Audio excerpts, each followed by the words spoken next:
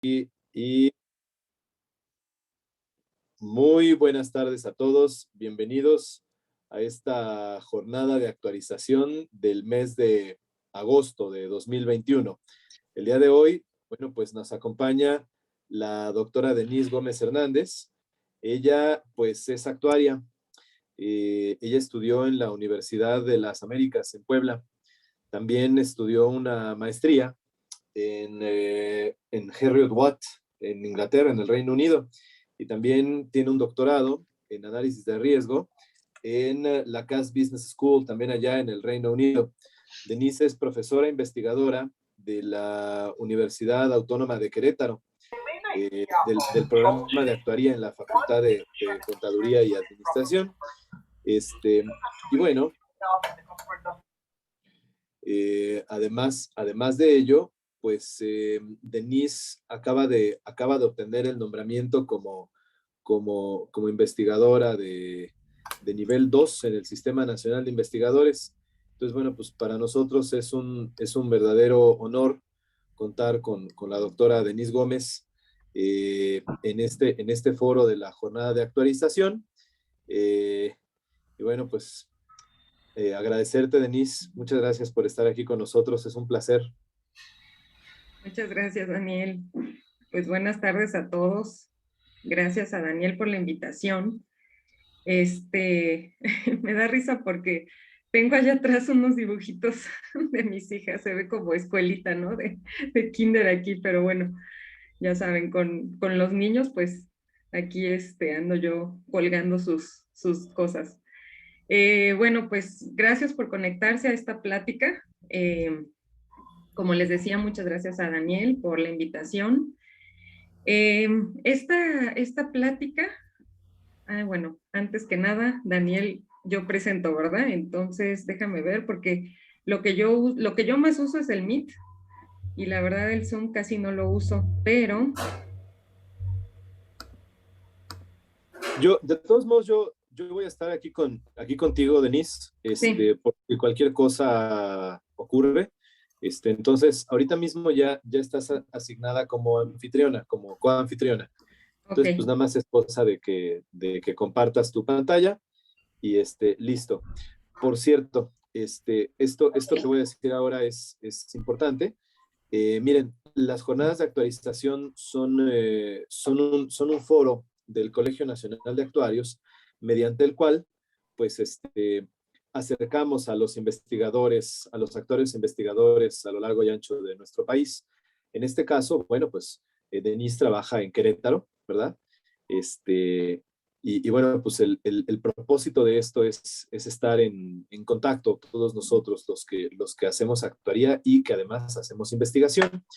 En caso de que haya algún actuario certificado del Colegio Nacional de Actuarios aquí con nosotros, bueno, pues le pido que por favor envíe un mensaje por correo electrónico a daniel.lopez@nahuac.mx para que yo pueda turnarlo al Comité de Educación Continua del Colegio Nacional de Actuarios.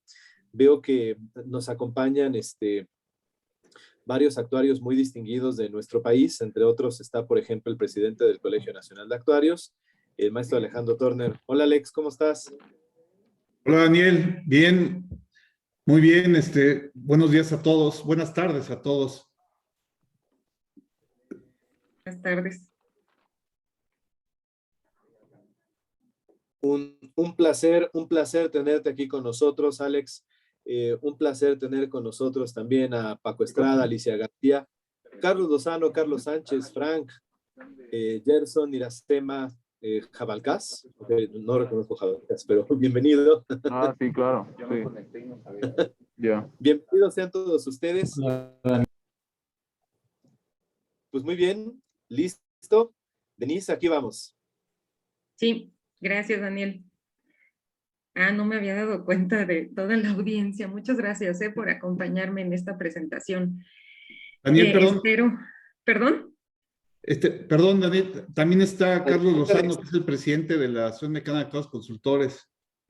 Está por ahí. Hola, Carlos, ¿cómo estás? Hola, ¿qué tal? Muy buenas tardes. Muy contento de estar aquí con ustedes y con Denise, a quien yo aprecio mucho, y con José Daniel y con Alex, con todos ustedes. Muchas gracias y muy buenas tardes a todos. Bienvenido, Carlos. Gracias. Bienvenidos todos. Ay, pues mil gracias a todos. La verdad es que ya me puse más nerviosa. Bueno, Sí.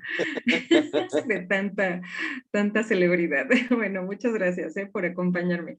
Espero que llene sus expectativas esta presentación.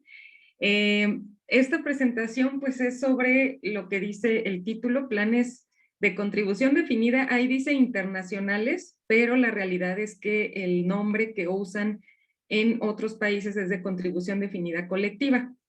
Entonces, bueno, pues les voy a mostrar lo que se está hablando, ¿no? En otros lados sobre este nuevo, pues, esquema. Este proyecto, les voy a presentar una parte de un proyecto que estamos realizando entre la universidad y MAFRE. Somos 2 investigadores trabajando en ello. Y bueno, pues MAFRE a través de una convocatoria lanza financiamiento a proyectos de investigación para aquellas personas que quieran pues realizar el estudio de algún tema de seguridad social, ¿no? En específico, pues sí, de seguros de vida, más que nada. Y bueno, pues ahí es donde nosotros lanzamos nuestra propuesta sobre esto que se llama, o que le titulamos nosotros, los nuevos esquemas de contribución definida colectivos, como alternativa para instituciones públicas o privadas con trabajadores que tienden a organizarse de manera sindicalizada. Entonces, ese es el título del proyecto completo con MAFRE, y bueno, pues por lo pronto les voy a mostrar unos resultados preliminares que tenemos de este proyecto, que pues ya lleva casi 2 años, lleva año y medio realizándose, y entonces, bueno, la verdad es que sí es un proyecto bastante extenso. Bueno, para empezar, a mí me gustaría que ustedes supieran por qué este proyecto fue relevante para nosotros, y bueno, y al final para MAFRE también. Sobre todo, enfocar un plan de pensión que ya se está llevando a cabo en otros países, como les decía, que es de contribución definida colectiva, pero nosotros lo enfocamos en este caso para trabajadores de instituciones públicas, también puede ser de instituciones privadas, que tienden a organizarse de manera sindicalizada. Entonces, realmente es un grupo muy específico en el cual nosotros quisimos llevar a cabo este estudio. Y bueno, lo primero que me gustaría decirles es por qué. Fíjense, aquí les empiezo a mostrar algunas noticias que encontré de 2017 a la fecha. En el 2017 ya se empezaba bueno, ya desde antes empezaba a hablar de este tema, pero bueno, en 2017 fue cuando el tema fue más álgido, porque incluso hubo hasta una reunión de rectores de universidades con la Secretaría de Educación Pública y bueno, la NUYES fue la encargada de organizar esta reunión, y entonces fue debido a que ya se empezaba a escuchar muchísimo este tema, ¿no? De quiebra técnica en universidades públicas. Aquí se mencionaba en el 2017 que ya había quiebra técnica de 7 universidades, las cuales, bueno, están aquí abajo, ¿no? Pero pues continuó en noviembre del 2017, también encontramos otras noticias. Aquí ya hablaban de universidades públicas quiebran en 5 estados, ¿no? Y la principal razón por la que hablaban de esta quiebra técnica era por los sistemas de pensión. De hecho, aquí estoy poniendo esa leyenda, ¿no? Había o hay malos manejos, prestaciones excesivas, sistemas de pensión y recortes de recursos tienen a instituciones contra la pared. Entonces, es realmente, o bueno, es y era una situación pues crítica. En agosto del 2019, Universidades Públicas Estatales en Quiebra se publica, y esta parte, este texto lo pongo aquí porque pues es lo que menciona las pensiones, ¿no? También dice, se sugiere rediseñar el esquema de pensiones y jubilaciones que evite duplicidades, aumentar la edad y años de servicio para acceder a la jubilación, fomentar la aportación de los trabajadores y de la universidad al fondo de pensiones, eliminar las pensiones dinámicas, limitar la creación, perdón, de nuevas unidades, de nuevas UPEs, en tanto no se resuelvan los problemas estructurales de las actuales. Entonces, sí era un problema ya muy sabido. Déjenme les paso a la siguiente. Aquí les muestro una de este año, del 2021, y aquí dicen en quiebra técnica más de 50% de los sistemas de pensiones de estados y universidades. Esto ya lo publica el Heraldo de México, pero como parte de lo que informa CONSAR. Y abajo pues también pongo algo que viene en esa nota, que es la mayoría de estos regímenes atraviesan por problemas de sustentabilidad financiera, que además de ser una gran amenaza para la solidez de nuestras finanzas públicas, difícilmente podrán cumplir con las expectativas de pensión de sus beneficiarios. Y la peor pensión es la que no hay, dice el funcionario de CONSAR, ¿no? Entonces, bueno, este es el contexto de por qué nos enfocamos en trabajadores que tienden a organizarse de manera sindicalizada. Ahora, puedo hablar mucho más de este tema porque pues hay muchas otras cosas que se pueden decir de este tema, ¿no? Entre ellas que pues que muchas de estas universidades ya cerraron sus planes de pensiones a nuevos miembros y que a partir de ciertos años lo que hacen las universidades es modificar su contrato colectivo y decir, bueno, a partir del siguiente año deja de existir el plan de pensión. Y bueno, ya se trata en la mayoría de los casos de planes cerrados, en otros no son planes cerrados, pero hay modificaciones sustanciales a sus planes de pensiones. Eso lo vamos a ver en un momento porque aquí también traigo un comparativo. El comparativo muestra solamente algunas características de estos planes de pensiones. Este comparativo se realizó ahí también en la universidad con un grupo de profesores y de alumnos que estuvimos pues tratando de, ay perdón, yo no sé si rayita roja la puse yo, pero bueno, discúlpenme si la puse, ahí se quedó. Este estudio llevó bastante tiempo porque yo les puedo decir que como año y medio estuvimos tratando de recolectar esta información. ¿Cómo lo hicimos? Pues estuvimos buscando en internet los contratos colectivos de todas las universidades, al menos las universidades autónomas por estado, ¿no? Porque públicas pues hay muchas más, pero el estudio se enfocó únicamente en universidades autónomas públicas de cada uno de los estados de la República. A través de los contratos colectivos, pues estuvimos revisando cuáles eran las características de los planes de pensiones que ellos ofrecían a sus trabajadores y si ya era un plan que se había cerrado o que continuaba abierto a nuevos miembros. Todo esto está en una publicación que se hizo, que con mucho gusto al final, si les interesa, se las puedo pasar la referencia, porque aquí solo muestro pues algunas cosas, ¿no? De ese estudio. Entonces ya después de conseguir los contratos colectivos, porque también otra anécdota aquí es que los contratos colectivos no de todas las universidades están publicados, lo cual pues es algo que no es adecuado porque todos deben estar publicados, ¿no? Por transparencia.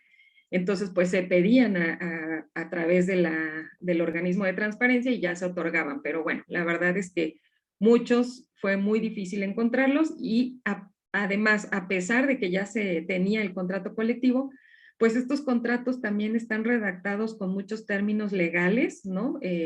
Y que pues como actuarios, pues es, al menos para nosotros como parte de la universidad, pues era muy difícil entender qué es lo que mencionaban estos contratos colectivos.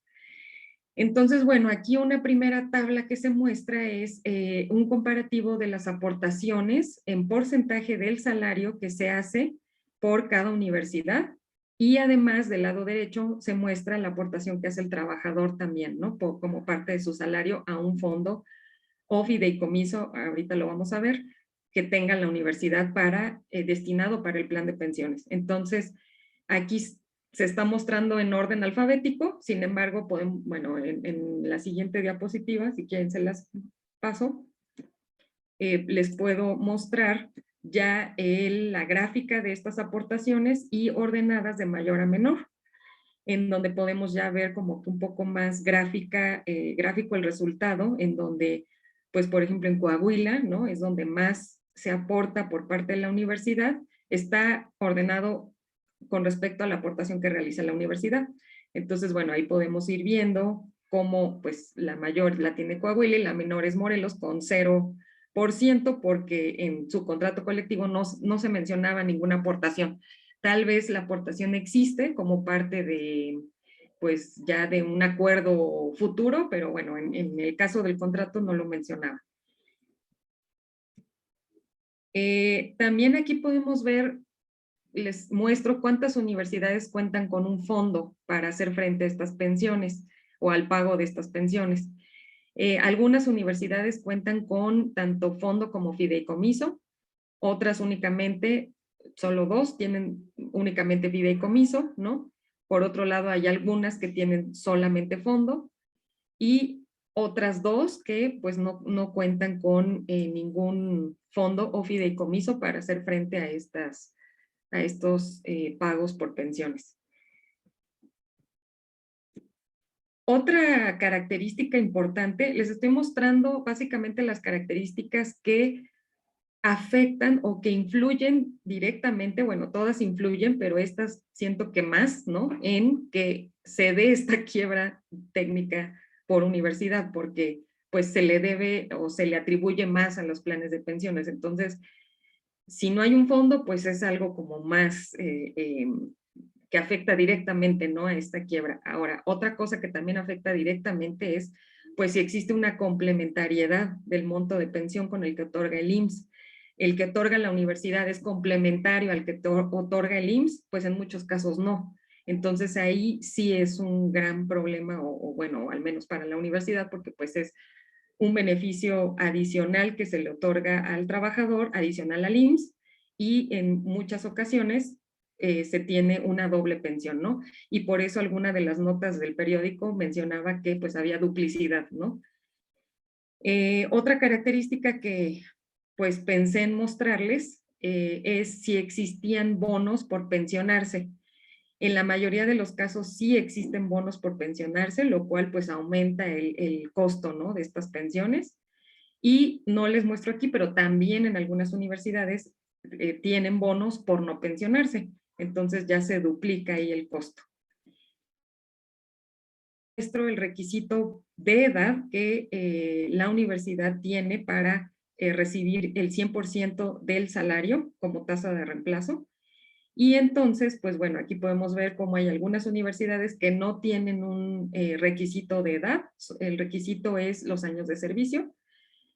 Son 5 universidades que no tienen ese requisito y otras, pues la mayoría tiene de 60 años, ¿no? Podemos ver por ahí una que tiene de 55 años su requisito de edad. Y bueno, pues entonces es como también algo que puede ir afectando, bueno, no puede, afecta el costo de las pensiones. Para el requisito de antigüedad, pues podemos ver que la mayoría tiene como requisito 30 años de servicio para obtener el 100%, porque también hay otras modalidades en donde no se obtiene el 100%, que no muestro aquí, pero bueno, para obtener el 100%, y también esa es otra, ¿no? Otra situación, ¿no? La mayoría o todas las universidades sí otorgan el 100% del salario, entonces, pues bueno, esa es otra situación por tomar en cuenta. Aquí hay una de las universidades que tiene, pues que su requisito de antigüedad es de 24 años, entonces pues eso aumenta el costo de la pensión que otorga. Ahora, esta es una gráfica que les muestro de cuáles son los pasivos actuariales reportados. Como verán, no todas las universidades reportan sus pasivos actuariales, lo cual pues también se puede solicitar por ley de transparencia, pero bueno, muchas veces se solicitaba información que nunca llegaba. Y bueno, era una labor, la verdad, muy, muy cansada y titánica encontrar tanta información por internet. Entonces, bueno, pues aquí se muestra lo que sí se reportó y esto está en millones de dólares, estas cifras. Ya las tenía así por otro reporte que hice, entonces ya no encontré la gráfica original en pesos. Ahora sí que una disculpa, pero bueno, ahí pueden ver el monto en millones de dólares que representa el pasivo actuarial de cada una de estas universidades. Otra gráfica que se pudo lograr hacer fue el valor total del fondo reportado por estas universidades, que tampoco pues coincide con la gráfica anterior porque no tenemos de las mismas. Entonces, bueno, pues eso es lo poco o mucho que se logra recabar. Esta es una gráfica que se encuentra en un periódico, de igual forma en internet, que se publicó ya hace bastante. Esto fue en 2015, me parece que obtuve esta gráfica, en donde pues se ve el valor de, permítame tantito porque aquí me está estorbando esta ventanita. Ah, ya la pude quitar. Ok. Este es el valor de los pasivos actuariales por institución. Entonces, bueno, en la primera barra es el total de las universidades públicas, todas sumadas en una. Luego tenemos para comparar con el IMSS, Pemex y la CFE. Entonces, realmente podemos ver que es pues algo estratosférico, ¿no? El total de las universidades públicas.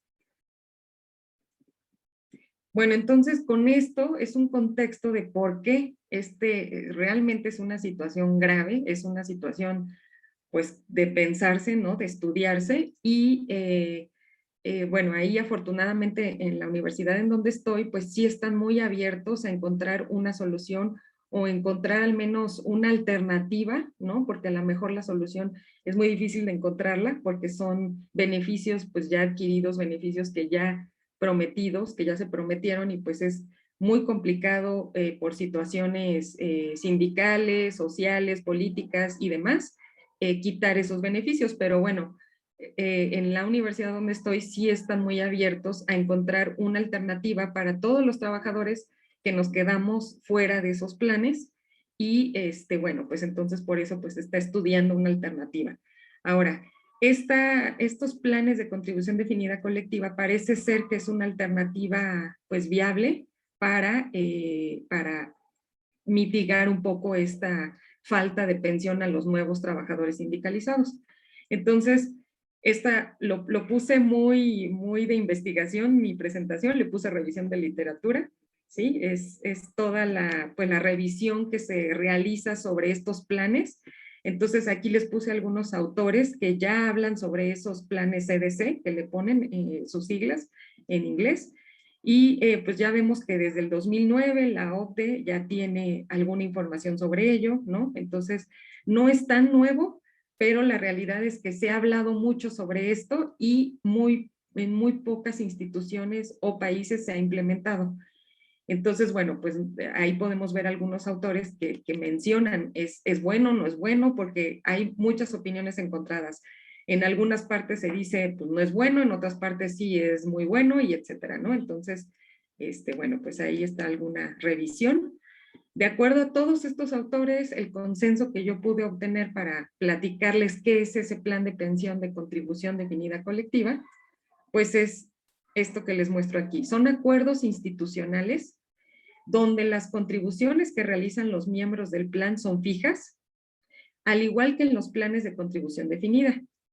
Pero estas contribuciones se juntan en un solo fondo o bolsa colectiva, el cual se invierte de manera colectiva, otra vez, con el objeto de financiar un monto de pensión para la jubilación. Esto en lugar de que el fondo se mantenga de manera individual para cada trabajador. Asimismo, los beneficiarios del plan, al momento de jubilarse, se les da una pensión, la cual no está garantizada y puede variar en función del rendimiento que tenga el fondo. Entonces, el beneficio, la contribución sí es fija, pero el beneficio no. El beneficio varía. Y esa es una de las desventajas, en un momento más lo vamos a ver, que encuentran muchos autores e incluso muchos países. De acuerdo al Banco de los Países Bajos, para que exista un fondo o un plan de contribución definida colectiva, debe existir un conjunto de activos con un valor de mercado en un momento del tiempo determinado. Para cada trabajador debe existir un nivel de beneficio para que cuando este trabajador llegue a la edad de jubilación, reciba un pago de beneficios o pensión continua.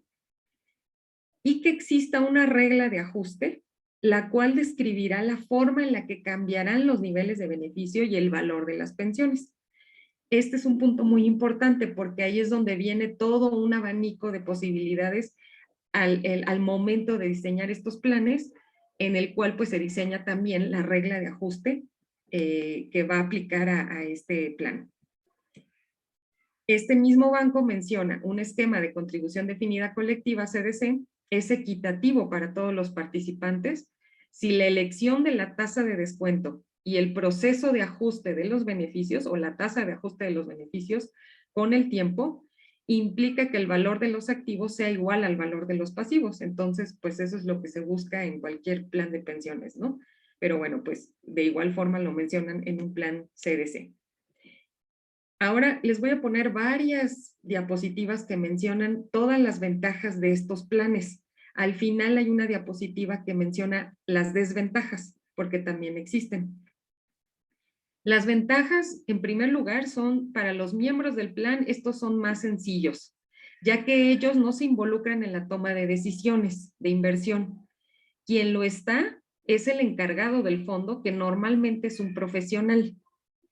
Otra ventaja es que debido a la naturaleza conjunta del fondo, esta puede optar en los últimos años de vida laboral de los trabajadores por estrategias de inversión no tan conservadoras, ¿sí? Lo que permite conseguir potencialmente mayores rendimientos. Entonces, esto realmente es algo que ya se ha venido dando, incluso en las CIEFORES, ¿no? Se me olvidó ahorita, el ciclo de vida me parece que le ponen a la inversión. El 3, se comparte el riesgo de longevidad, disminuyendo el riesgo en el que incurre el patrocinador del plan. ¿Por qué? Lo vamos a ver en un momento, por las características ya específicas en las cuales se diseñan estos, bueno, las pocas instituciones que han diseñado estos planes, dentro de sus características específicas, es que se comparte el riesgo de longevidad. Se comparte el riesgo intergeneracional también entre los miembros del plan, por lo que permite evitar pasivos importantes a las empresas o a los patrocinadores del plan, y al ser un fondo común, su tamaño es mayor, permitiendo invertir los recursos a un menor costo y en activos que generen mayores rendimientos. Otra ventaja que ven es que el fondo, al ser administrado por profesionales, se evita el riesgo de que personas poco preparadas tomen decisiones de inversión, como ocurre en otros tipos de esquemas, ¿no? De esta manera, se elude que se tomen decisiones incorrectas con respecto a la forma de ahorrar o invertir sus recursos en el fondo. Bueno, esta ventaja es también aplicable a otros fondos que ya podemos ver en la actualidad, ¿no? Otra ventaja es que los beneficios no se compran a través de anualidades en el mercado asegurador, a esto me refería con el riesgo de longevidad, sino que los beneficios que reciben los miembros del plan los costea el mismo fondo. Esto permite conservar los activos por más tiempo, lo que provoca que se puedan conseguir resultados superiores a los esperados y que se ahorran costos, como el margen de beneficio de la aseguradora al comprar la anualidad. Entonces, en este mismo fondo colectivo, se dice que para que sea un plan de contribución definida colectiva, también se debe, a través del mismo fondo, otorgar o asumir el riesgo de otorgar esa anualidad a los trabajadores.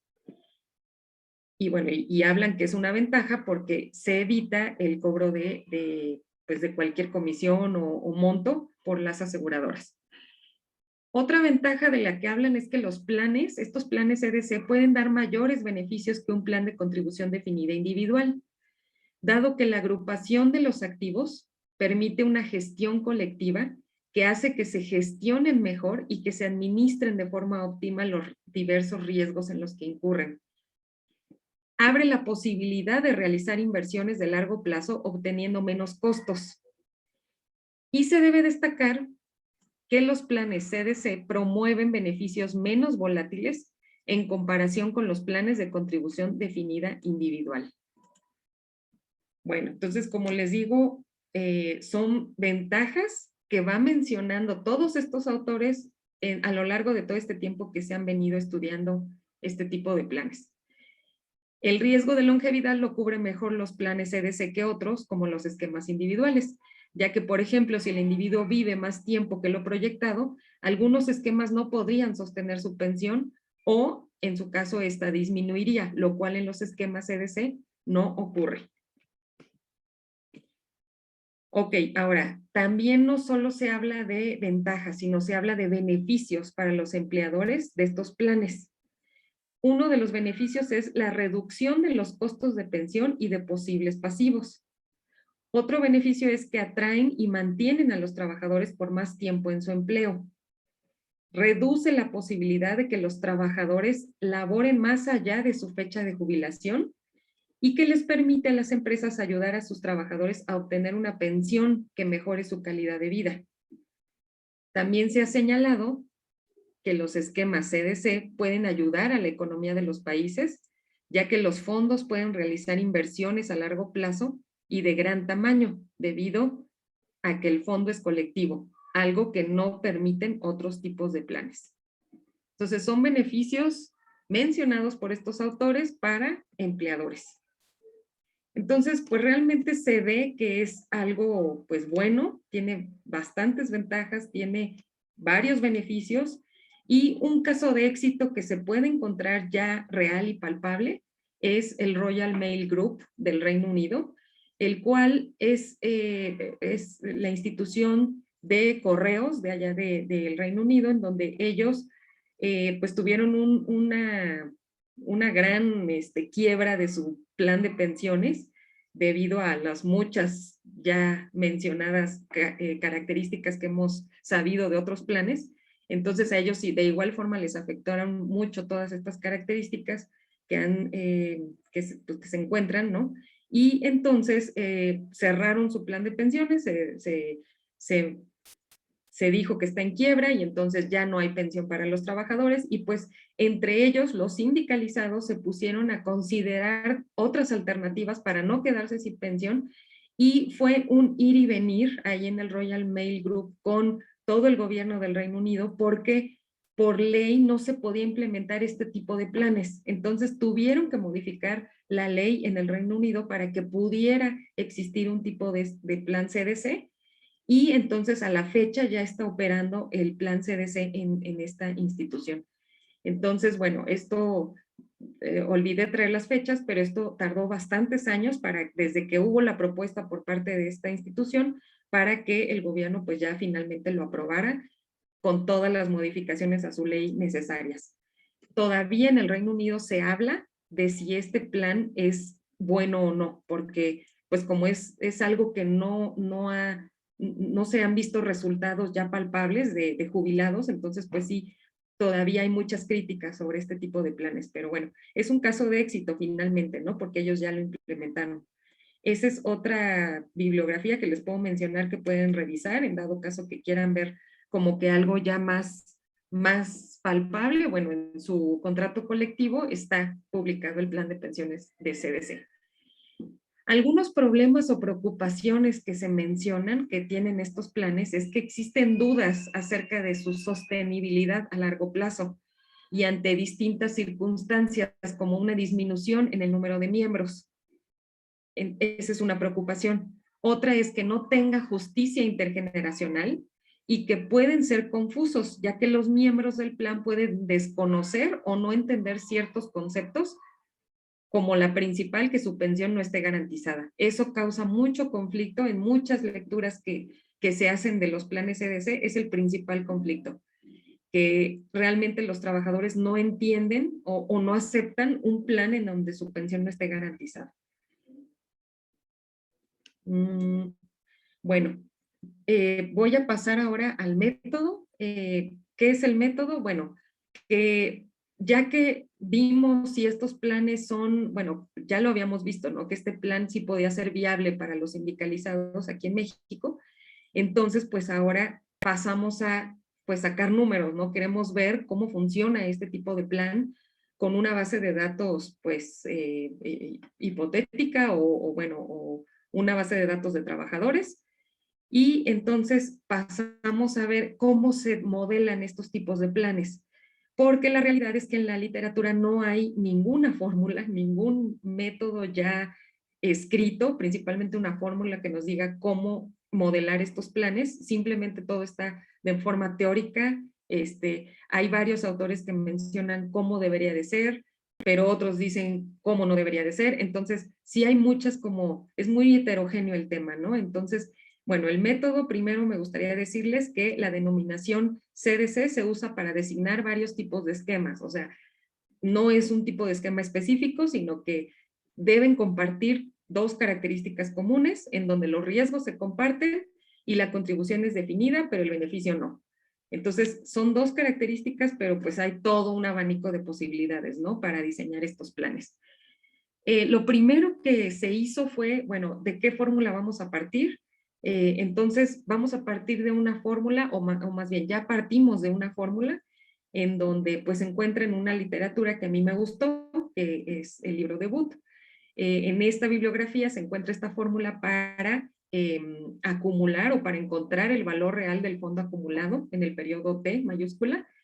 Y pues es una fórmula muy sencilla, ¿no? Porque simplemente estamos proyectando el valor inicial del fondo, ¿no? A un cierto tiempo T mayúscula con una tasa de rendimiento I.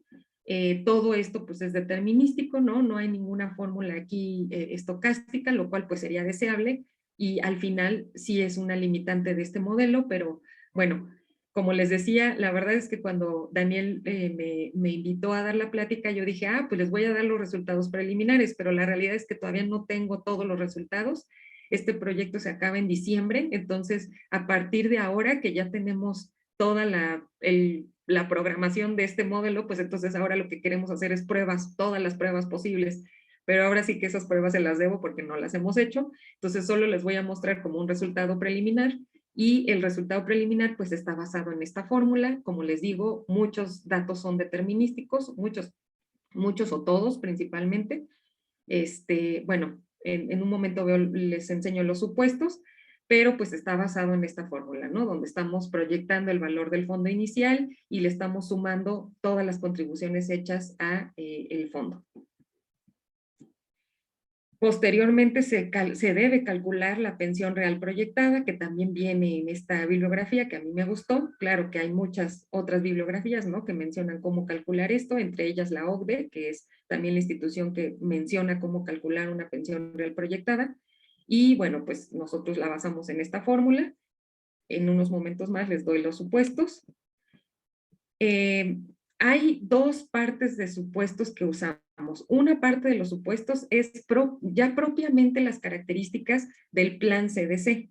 Estos supuestos los sacamos de la institución AEON, en donde ellos están publicando en 2013 un documento donde dice, bueno, más bien, un documento donde ponen ellos las características de un plan CDC que ellos exploraron y que sacaron algunos resultados con estas características. Entonces, a nosotros nos pareció interesante usar los supuestos de esta institución muy reconocida, ¿no?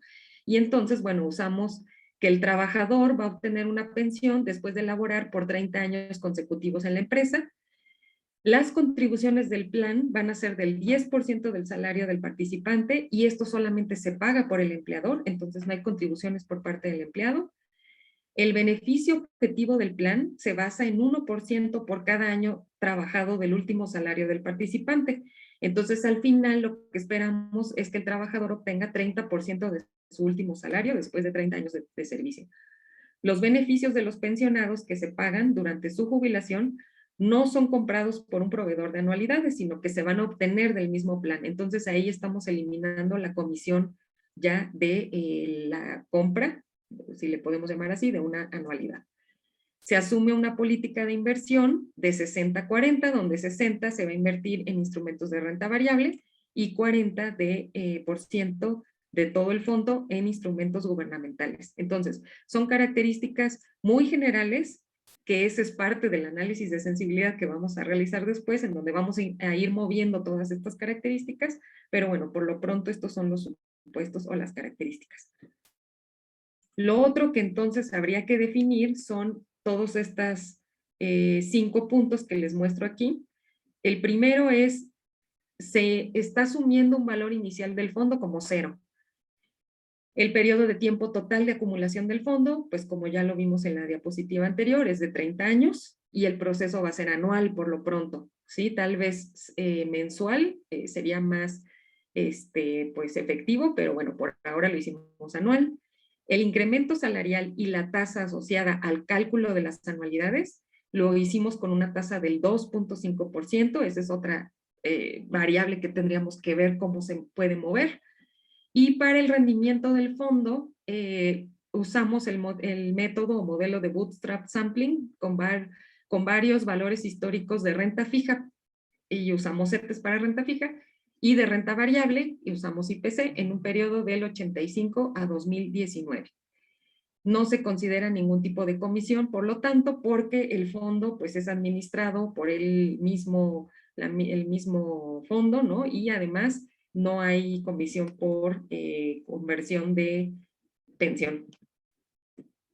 Bueno, ahora viene la parte difícil que nos costó mucho trabajo deducir, porque, como les menciono, en ninguna parte de ninguna bibliografía se dice exactamente cómo debe ser. Claro, ya en el Royal Mail Group ellos ya tienen su propuesta y ese sería otro ejercicio que queremos hacer. Por ahora estamos basándonos en todo lo que, en las características que menciona Aeon, pero la verdad es que sí sería bueno pues buscar otras alternativas de diseño y al final proponer uno propio, ¿no? Que es lo que Mapfre está buscando con este proyecto, que con todo este análisis de sensibilidad pues ya le demos alguna alternativa financieramente sostenible, que es lo que pues en realidad estamos buscando. Bueno, pero como fue un reto entonces ver cómo vamos a modelar esto, pues les estoy mostrando lo que al final nosotros deducimos y entonces lo definimos de esta forma. Vamos a calcular tasas de reemplazo para cada trabajador y para cada periodo de tiempo. Esto se hizo anual. La tabla de mortalidad, usamos la de activos para la Seguridad Social 09. Usamos tres tipos de fórmulas. Básicamente, digo, también después se tuvieron que usar otras, pero bueno, aquí estamos usando anualidades vitalicias mensuales y después otro tipo de anualidad que tuvimos que involucrar fue la vitalicia diferida. La vitalicia de esta diapositiva se usa para los trabajadores, los cuales ya son acreedores a una pensión en ese año que se está calculando o que se está simulando el ejercicio. Y en ese año, para los trabajadores que todavía no tienen derecho a una pensión en ese año, entonces simplemente se calcula con una anualidad diferida. Ahora, ya que tenemos cómo vamos a calcular las anualidades, las tasas de reemplazo, el valor del fondo al final del periodo, o bueno, más bien al final del periodo, que en este caso es anual, ahora lo que tenemos que ver es cómo vamos a ajustar el beneficio. ¿Por qué? Porque este plan de contribución definida colectiva, la característica es que debe haber una tasa de ajuste. Entonces, aquí lo estoy mostrando en palabras, pero la realidad es que esto es parte de un código en el cual se tienen que hacer muchas pues, ahí variantes para que al final haga esto que estamos diciendo en palabras. Si las tasas de reemplazo obtenidas son mayores al 30%, entonces lo que se hace es que el excedente en ese año que se está calculando la tasa de reemplazo se va a repartir de manera equitativa entre los miembros del plan que tengan una tasa de reemplazo anticipada menor a este valor. Y aquí es donde se representa la colectividad que caracteriza estos planes de contribución definida colectiva. El excedente se suma directamente al valor del fondo de cada uno de los trabajadores de forma proporcional. Es decir, se suman los excedentes a cada trabajador para que alcancen al 30%, que es lo estipulado en el plan. Si existiera el caso en que el excedente no alcanzara para que los demás trabajadores alcancen ese objetivo del 30%, entonces se suman de forma que todos alcancen el mismo porcentaje. ¿Sí? Entonces, el objetivo es que todos tengan ese 30%. Ni más ni menos. Sí, claro. Ahorita vamos a ver los resultados en donde ya vemos qué está pasando en esta base de datos. Pero bueno, ese es un primer paso. El siguiente paso es, si las tasas de reemplazo obtenidas no son mayores al 30%, entonces el excedente de los trabajadores que no están en condiciones de jubilación se va a repartir a los que sí lo están, para que entonces alcancen lo estipulado del 30%. Si existiera el caso en que no hubiera excedente o este no lograra que la tasa de reemplazo alcanzara el 30% que nosotros queremos, entonces los trabajadores que se jubilan lo harán con la tasa de reemplazo obtenida, aunque sea menor. ¿Por qué? Pues porque no hay de dónde sacar ese monto extra para que alcancen el 30%. Ok, entonces, eso fue en palabras. Ahora sí que les digo que esto ya se tiene que poner parte como de un código. Y ahora, ¿cuál es la base de datos que usamos? Bueno, es una base de datos hipotética de empleados, los cuales la base de datos consiste en 1,990 personas. Aquí está la distribución, casi es equitativa, un poquito más de hombres, pero es hombres-mujeres. Esta base de datos también lo que se compone es que tenemos su fecha de ingreso al plan de pensiones, su fecha de nacimiento y su salario sobre el cual se le va a calcular la pensión, ¿sí? En esta diapositiva estoy mostrando el histograma de los trabajadores por año de jubilación. ¿Qué quiere decir esto? ¿Cómo se están jubilando los empleados a través del tiempo? Ahora, esta gráfica empieza en el 2015 y termina en el 2045 porque la base de datos la tenemos desde el 2015, ya desde hace varios años, pero entonces dijimos, bueno, vamos a aprovechar que tenemos desde el 2015 este dato y entonces a partir de ahí es cuando se empieza a realizar todo el cálculo como si estuviéramos en el 2015, ¿no? En el 2045 es cuando se jubila la última persona. Este es un histograma de edades, cómo se compone la planta de sindicalizados con respecto a la edad que tienen, que cuentan en el 2015, y podemos ver que es una planta pues relativamente joven, ¿no? La mayoría de las edades se concentra de 25 a 33 años más o menos. Este es un histograma del salario, el salario que tienen esta base de datos de trabajadores. Y bueno, pues podemos ver que sí tiene un sesgo. ¿Por qué? Porque tenemos unos 10 trabajadores que están ganando un salario pues bastante. Este salario es anual, entonces es un salario pues sí, algunas de esas personas sí tienen un salario pues muy por encima de la mayoría, entonces bueno, pues por eso se ve sesgado, ¿no? Pero pues la mayoría podemos ver que el salario oscila entre 33,000, sí, o sea, 33,000 pesos al año.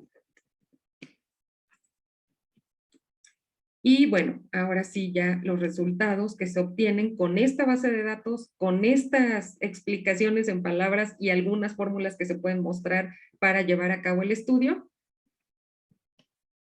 son las siguientes. Únicamente me parece que son 4 gráficas las que estoy mostrando. Hay más gráficas que se obtuvieron, pero bueno, la realidad es que con esta gráfica ya podemos ver muchas cosas, ¿no? En esta gráfica se está mostrando la tasa de reemplazo que se obtiene por los trabajadores dependiendo del año en que se jubilan. Es una gráfica que dice bastante. Por ejemplo, ¿qué dice? Que al inicio, los primeros años, sí se está obteniendo la tasa de reemplazo objetivo, que es del 30%.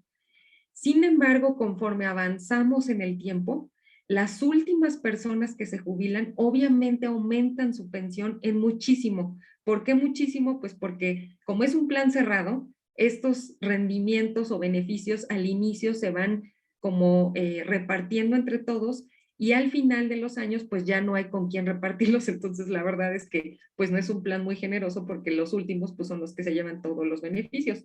Sin embargo, pues es la característica de esta base de datos, que es una base de datos donde lo hicimos como si fuera un plan cerrado, ¿no?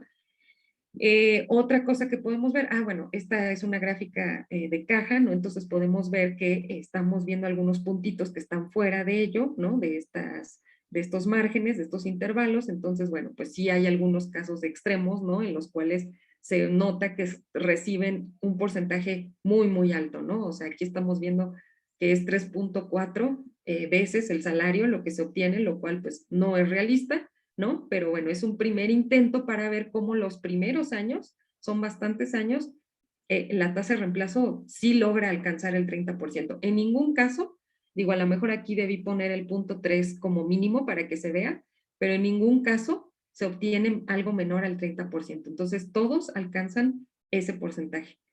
Ahora, una de las cosas que ya se pudo hacer para tener una perspectiva diferente es ¿qué pasa si movemos esa tasa de reemplazo objetivo en lugar del 30 al 50%? Entonces, si movemos esa tasa al 50%, para empezar vemos que pues sí, el margen de tasa de reemplazo mayor, pues sí disminuye con respecto al anterior, ¿no? Esa es una característica. La otra característica es que seguimos viendo cómo la tasa de reemplazo que se obtiene mínima sí es del 50%, lo que estamos o lo que está prometiendo el fondo a los trabajadores. Entonces, al menos en los primeros años se está comportando bastante bien. Ya después empieza esto a dispararse, porque otra vez estamos hablando de un plan cerrado, ¿no? De miembros. Y por último, pues está interesante también ver una gráfica en donde la tasa de reemplazo ahora es del 70%, ¿sí?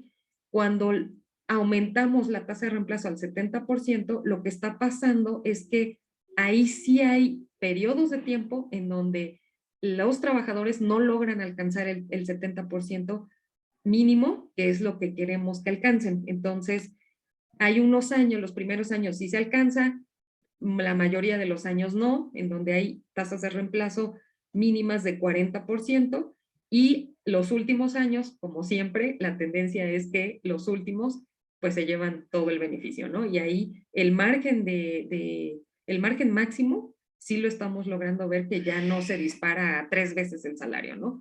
Sin embargo, pues sí, va a haber varios trabajadores que no van a recibir el 70% si es que eso es lo que promete el fondo. Entonces, bueno, son 3 gráficas que hasta el momento tenemos y pues que es un primer panorama de lo que está pasando en esta simulación CDC. Algunas conclusiones es que el ejercicio funciona para planes cerrados debido a que los trabajadores alcanzan tasas adecuadas. Por el momento, para universidades públicas sí es una estrategia adecuada debido a que no existe otro mecanismo. Entonces, esto puede solucionar, a lo mejor con una tasa del 30%, no es adecuada el 30%, pero si se suma a una pensión del IMSS o del ISSSTE o de alguna otra institución, pues puede ayudar muchísimo, ¿no? A obtener una mayor pensión. No puede, sí ayuda muchísimo a obtener una mayor pensión. Entonces, bueno, aquí solo 3 limitantes. Claro que hay muchísimas limitantes en este ejercicio, que es lo que queremos hacer en un futuro, ¿no? Tratar de que estas limitantes cada vez sean menos, pero por lo pronto, pues hay muchas. El ejercicio se realiza con un plan de pensiones cerrado, el excedente se reparte de manera equitativa, como ya lo mencioné, esto tendría que ser algo que tenemos que mover, porque tal vez aquí lo eficiente es que se reparta a quien más lo necesita.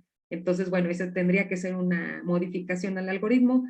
Únicamente es un ejemplo de una planta específica de trabajadores, pero pues sí sería interesante ver con otras bases de datos qué está pasando, ¿no? O sea, este es un ejemplo de una cierta planta, pero ¿qué pasa con otras, a lo mejor plantas de sindicalizados, donde a lo mejor ya no son tan jóvenes, son más grandes, o no sé, qué pase con otras características? Pues muchas gracias. Eso es todo por la presentación.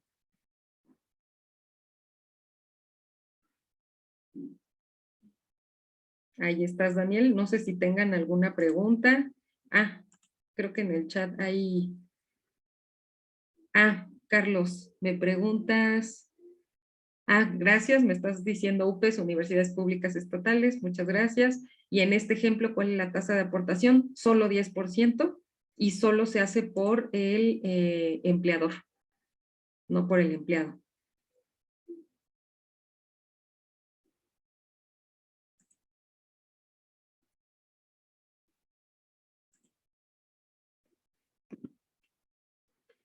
No sé si Daniel estés por ahí o... Aquí ando. Ah, no sé si ya dejo de compartir o tú dime qué hago. Bueno, pues no sé. ¿Qué les parece a todos ustedes? ¿Ya podemos dejar de compartir la pantalla? Dice Gustavo que sí, dice Maffer que sí. Muy bien, adelante. Muchas gracias, Denise. De nada. Muy bien. Aquí Carlos nos hace otra pregunta también muy interesante. Él pregunta, ¿qué es lo que pasaría si se combinara la propuesta con otros planes nacionales?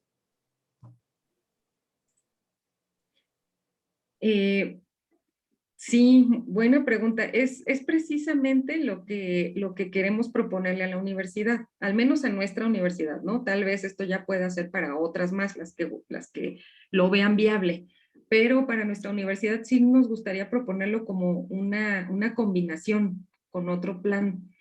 Sin embargo, pues es muy difícil, ¿no? O sea, en números tendríamos que ahora sí que hacer el ejercicio de qué pasa con uno de beneficio definido, tal vez, ¿no?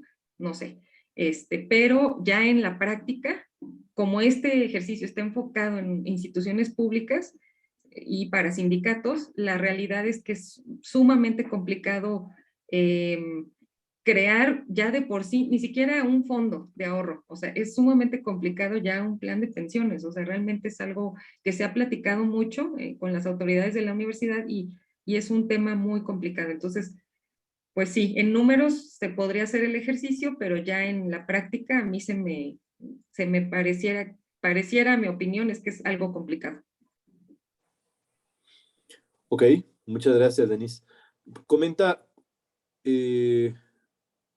fíjate, el mismo Carlos responde, dice, el esquema parece similar a los planes de tipo Profit Sharing Plans.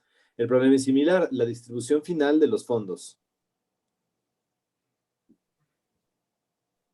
La distribución final de los fondos, Carlos, ¿te refieres a la inversión?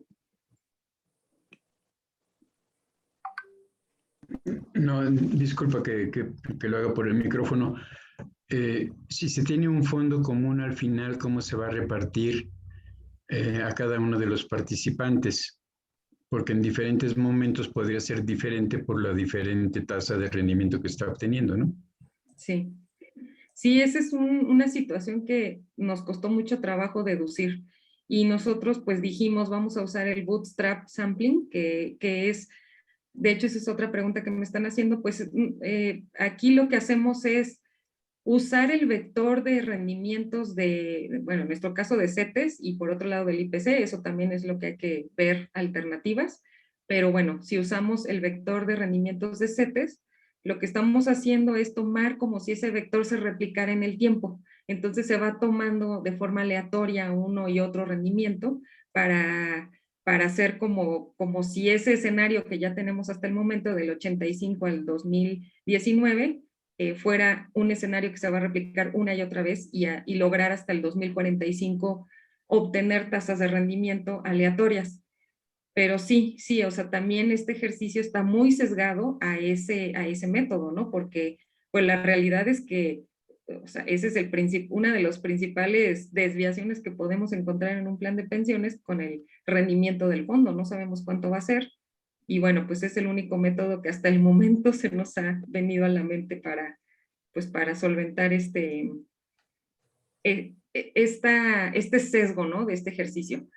Porque si tomáramos los rendimientos como un promedio, a lo mejor un promedio móvil para los años futuros, hicimos también un ejercicio así, pero pues siento yo que hay más sesgo, porque ahí los rendimientos al final, en los periodos futuros, que no sabemos cuánto va a tener el rendimiento, pues se dispara mucho la tasa de reemplazo, porque el rendimiento entonces como que se infla, ¿no? O sea, es un promedio, entonces ya no se asumen tasas negativas como pudiera haber, entonces sí hay una situación compleja, ¿no? De deducir.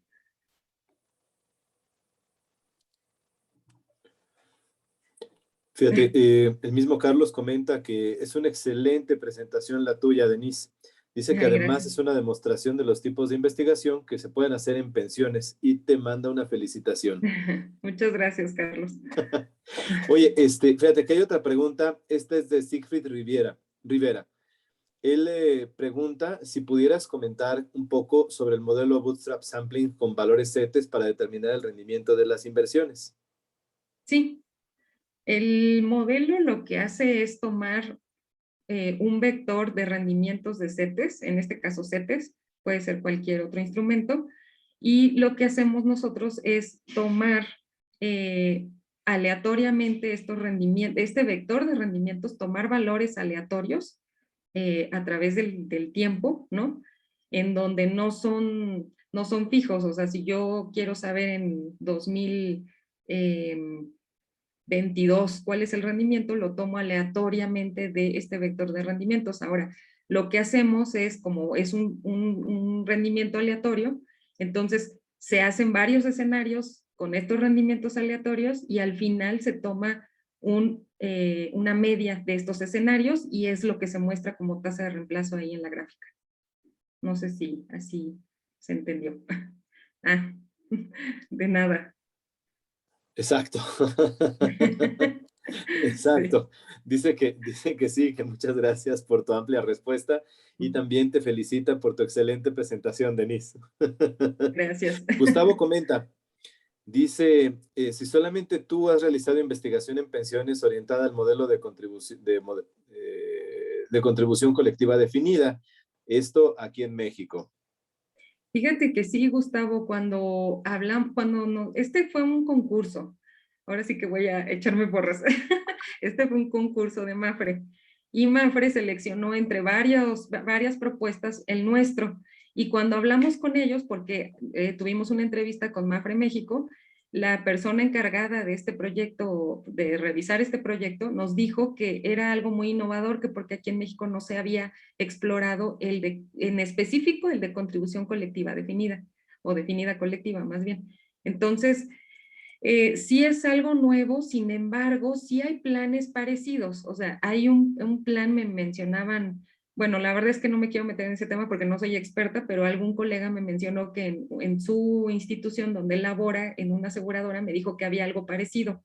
Entonces me explicó cómo funcionaba, me dio hasta la nota técnica y todo, y yo le dije, no, no es igual, sí es parecido, pero no es propiamente el de contribución definida colectiva.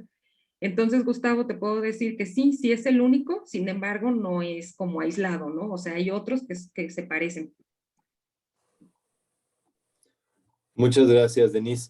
Sí, efectivamente, fíjense, precisamente dentro de la clase dice que muchas gracias, Gustavo, de los investigadores que hacen trabajo, que trabajan en esta área, bueno, pues podemos citar, por ejemplo, a Pancho Miguel Aguirre Farías, ¿no?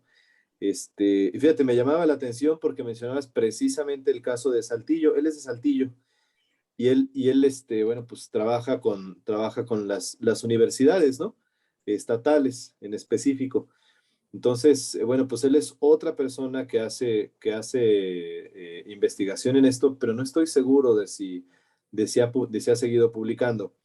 Eh, y fíjense, la cuestión interesante es que precisamente este foro de las jornadas de actualización, pues es un foro que sirve para el propósito de reunir a esas personas, ¿no? Entonces, ahora, por ejemplo, bueno, pues está Denise, y bueno, pues ustedes ya saben, pues Denise se dedica a trabajar en eso. Entonces, si alguno de ustedes estuviera interesado en colaborar o simplemente en investigar en esa misma dirección, bueno, pues ya tienen ahí el ejemplo de Denise, ¿no? Y bueno, pues son más que bienvenidos para presentar sus propios trabajos y sus iniciativas, tanto en jornadas de actualización como pues en la revista del Colegio Nacional de Actuarios, Actuarios Trabajando. Muy bien, entonces, pues no sé si hay alguna otra inquietud, algo que quiera comentar alguien más, algo que quieran preguntar, o ya nos vamos a comer. Bueno, pues entonces vámonos a comer. Les agradezco mucho por su atención, por su presencia, por su paciencia, a todos los asistentes a esta jornada de actualización y muy en especial a nuestra presentadora, la doctora Denise Gómez Hernández. Pues muchas gracias, Denise. Va hasta Querétaro. Un saludo, un abrazo cariñoso. Sí. Felicidades. Muchas gracias a ti, Daniel, y a todos. Gracias, Carlos. Gracias. Hasta luego. Bye. Hasta luego. Y felicidades. Gracias. Gracias.